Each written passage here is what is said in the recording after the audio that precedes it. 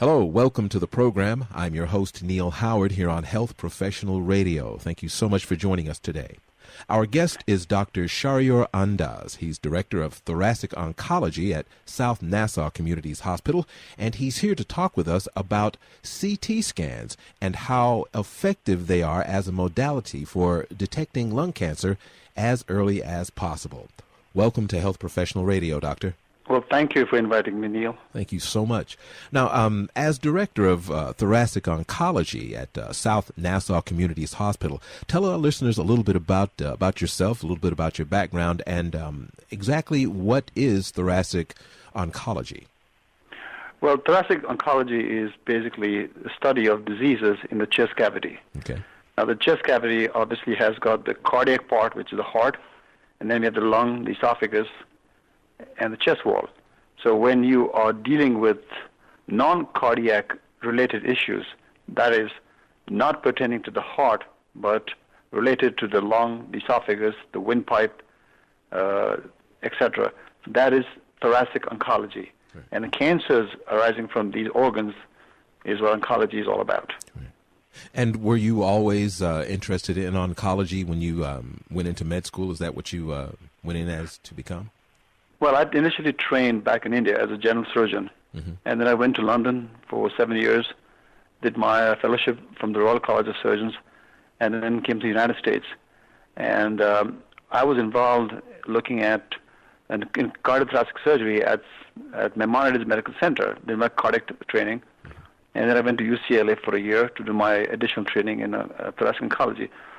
But the biggest problem that I found was we were seeing a lot of cancers which were advanced, inoperable, and there was a real problem because we were not picking up cancers at the early stages and people were dying from lung cancers. And that's where we got involved with the lung cancer screening project. We launched the study at South Nassau, trying to pick up cancers at the very early stages and save people's lives. Now, detecting cancer early, does it, I know it really makes a huge difference detecting it early, but now how early are we talking about detecting it to where it's, almost a guarantee that you'll be cured or at least greatly extend the life of the patient? Okay, so if you go back looking at, say, for example, breast cancer, if you look at survival for breast cancer, people always talk about, well, breast cancer survival back like 20 years ago, they talked about 5-year survival. So if you have stage 1 breast cancer, you had a 70 or 80% chance of making through 5 years. Now, breast cancer survival has increased so much now that people are living for beyond 10 years. So we're not talking about 5-year survival anymore. We're talking about 10-year survival for breast cancer. So what's happened now for lung cancer, for example, our 5-year survival for lung cancer overall is only 15%. That's 15%. That's terrible. Yeah. We're not doing the right thing. But once you start screening for lung cancer and you start picking up these small cancers at the early stages, you're looking at survival of excess of 90% over 10 years. Wow. So can you imagine going from 15% at 5 years to 90% at 10 years? Yes, you will find some cancers which are fast-growing biologically. Unfortunately, nothing you can do about it. But most of the times you'll pick up cancers at very early stages, and the patients are cured. We can cure our patients. It's a curable disease if we can get to it when it's small, not when it's a 3-centimeter mass. And the whole concept, see, the problem is that the concept of screening, by definition, screening means what? That means you're trying to detect cancer in an asymptomatic patient. So a screening CAT scan is for detection in asymptomatic patients, i.e. patients with no symptoms. Once a patient has symptom, it's no longer a screening CAT scan. It's a diagnostic CAT scan. A diagnostic CAT scan, by that time, the patient already has advanced disease. And that's one of the problems we have with smokers. Now you tell a guy, listen, you got to go for a CAT scan of the chest. Well, doc, I have no symptoms. Why should I go for a CAT scan? Well, that's the whole point. You don't want to have symptoms. You want to go before you get symptoms. And just trying to get the message across to smokers that they really should go for a CAT scan. That's been one of the hurdles that we face constantly in our practice. So take myself. I'm asymptomatic, and I go to my general practitioner, and I say, "Hey, I think it's time for me to have a chest X-ray just to see what's going on in and around." And he says, "Well, you're not symptomatic. What should I, as the patient, impress upon my physician?" Well, let's go back a little bit as far as the guidelines are concerned. So back in 2002, we have the NSLT trial was launched off, which is a national lung cancer screening trial.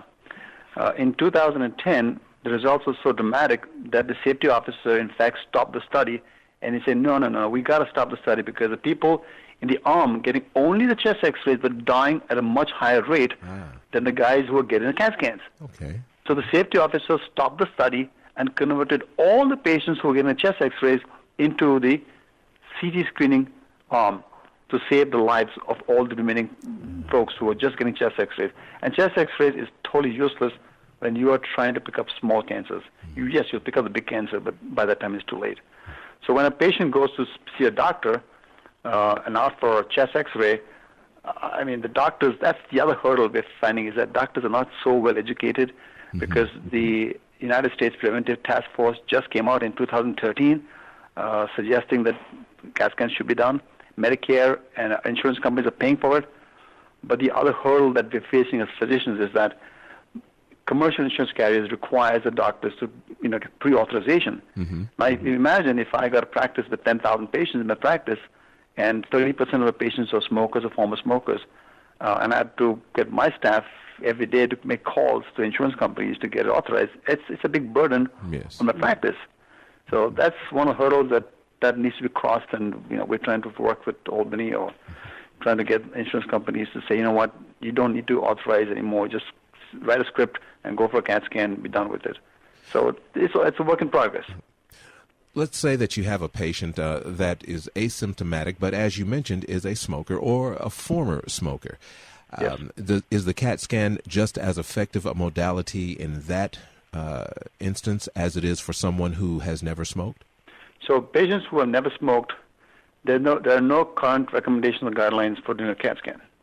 It's only for people who have smoked or are smoking or former smoker between the ages of 55 to 79. Okay. And those who've quit within the last 15 years. But that, again, is a problem because I have a problem with that big time because folks who stopped more than 15 years ago are not eligible for a CAT scan. And we know that even though you stopped more than 15 years ago, you're still at high risk for getting lung cancer. So when we collected our data on the Early Lung Cancer Action Project, the international LCAP project, which initially came out from Cornell, and we looked at our data, and we compared to our guidelines, which had a much broader guidelines. That means we were screening from the age of 50 onwards. The national guidelines was 55. Okay. And then we basically screened till didn't make a difference. 81, 82, 83, we still offer them screening for lung cancer. National guidelines stopped at 79.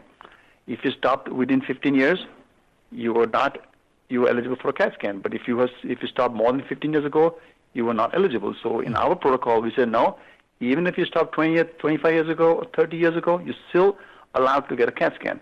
And what we found out was that we were picking up 30% to 40% more cancers than the national guidelines. That's incredible, 40% more. So again, the national guidelines have to be revised. It's a whole process. And to your knowledge, is there an effort to put those guidelines, those adjusted guidelines, into place that you're aware of?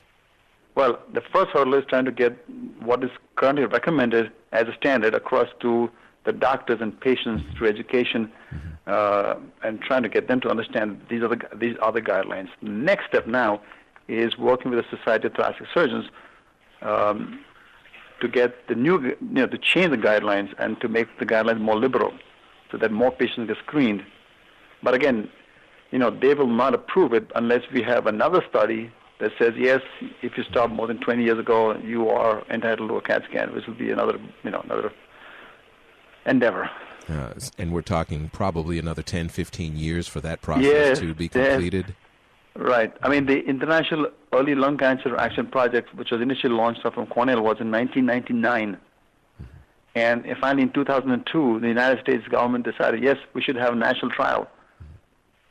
Do you think that, I guess, a grassroots effort in our learning institutions, in our med schools, to have this as, a mandatory part of education when it comes to thoracic or other types of oncology? Yes, we are in the process of educating our surgical residents, our medical students, even our family practice physicians, the new guidelines, and we're trying to explain to them these are the new guidelines. We have to follow the guidelines, and the message is slowly getting through. And eventually, I think maybe next decade we will see less and less of the much larger cancers and more smaller cancers. And hopefully, with the big push on trying to get people to quit tobacco smoking, hopefully lung cancer will be maybe a thing of the past someday. Yeah. Someday, yeah. That's the goal. And where can our listeners go and get more information about you, your practice, and CT scans as an effective modality for early lung cancer detection? Well, you can always visit the website, which is the South Nassau Community Hospital.org is one website. The other website is the LCAP website, which is www.ielcap.org. And we have the NCI, the National Cancer website, which is the NCI website, which they can go to also. Well, I appreciate you coming in today, Doctor. Thank you so much, Neil. Much you. appreciated. Thank you. You've been listening to Health Professional Radio. I'm your host, Neal Howard, with Dr. Shahriyour Andaz, Director of Thoracic Oncology at South Nassau Communities Hospital. Transcripts and audio of this program are available at healthprofessionalradio.com.au and also at hpr.fm, and you can subscribe to this podcast on iTunes.